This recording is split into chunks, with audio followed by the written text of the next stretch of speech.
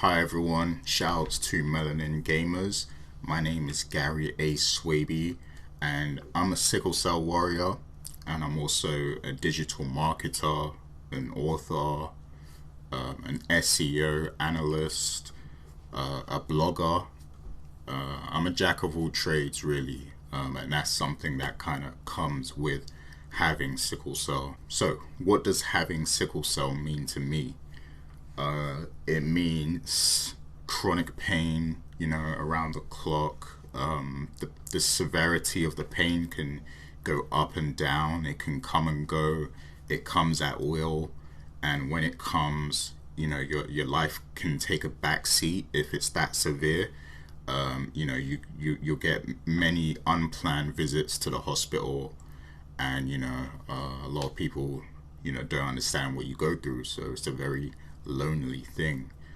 So that leads me to the next question, which is what is bad about having sickle cell?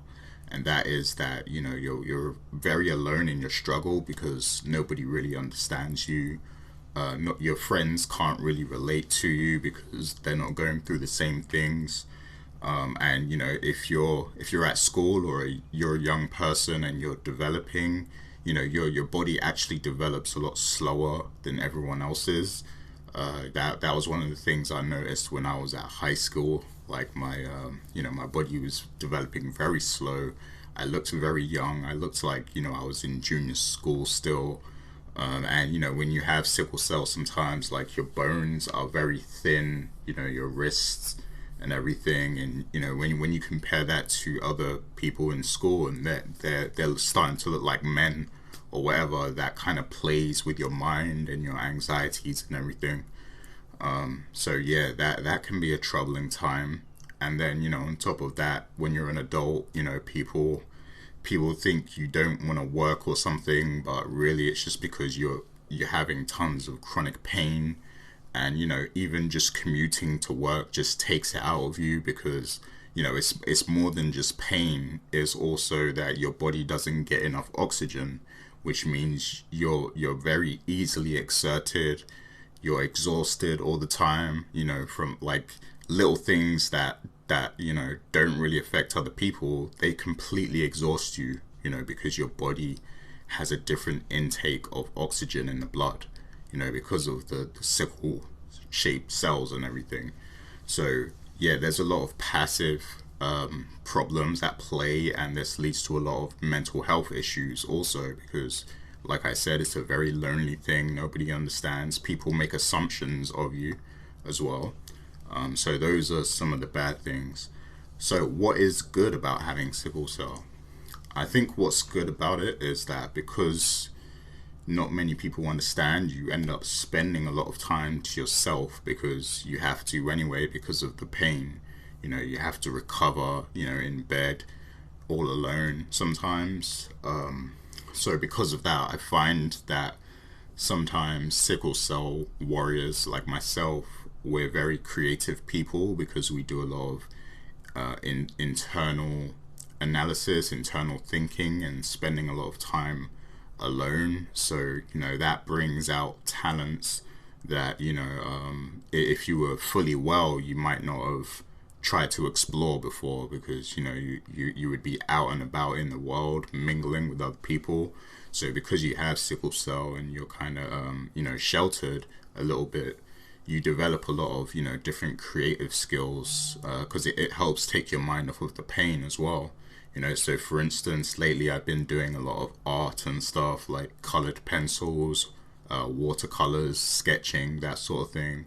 I also do writing, and yeah, like I do video game journalism and things like that. I review games and stuff. So yeah, I do a lot of reading too. So yeah, you develop a lot of different hobbies like that, and I find that's the same with other sufferers as well. So advice and tips that I would give to people who have sickle cell, I definitely recommend connecting with other sickle cell sufferers, because sometimes you just need to talk to someone who understands what you're going through, because like I said, not many people understand, and that's not their fault, because they haven't lived your life, so they're just never going to get it. So sometimes you need that person who does understand, and you need a strong support system in general. Hopefully your family is understanding. Hopefully you have people who will check in with you and see how you're doing. Hopefully you have people around you who are non-judgmental and don't make jokes or assumptions and things of that nature.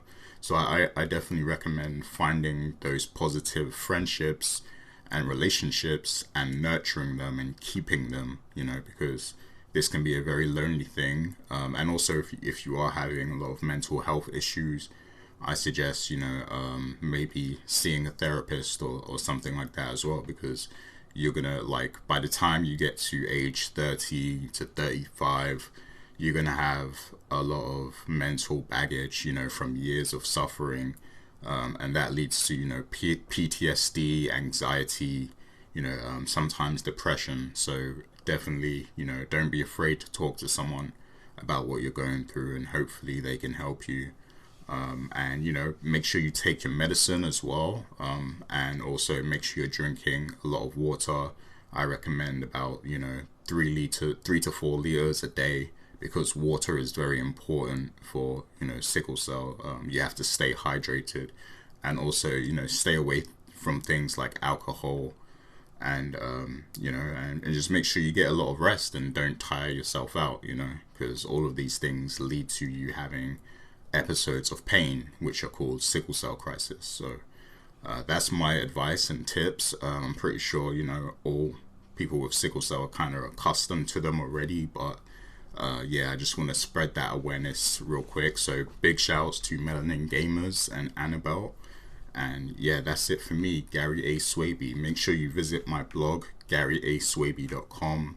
For the video games, you can go to thecoalition.com. That's coalition with a K. And if you want to see my blog where I review books and stuff, and I also have my book available, you can go to redditalgroup.com. And yeah, all of that will be linked here. So thank you very much, Melanin Gamers. Enjoy the stream, everyone.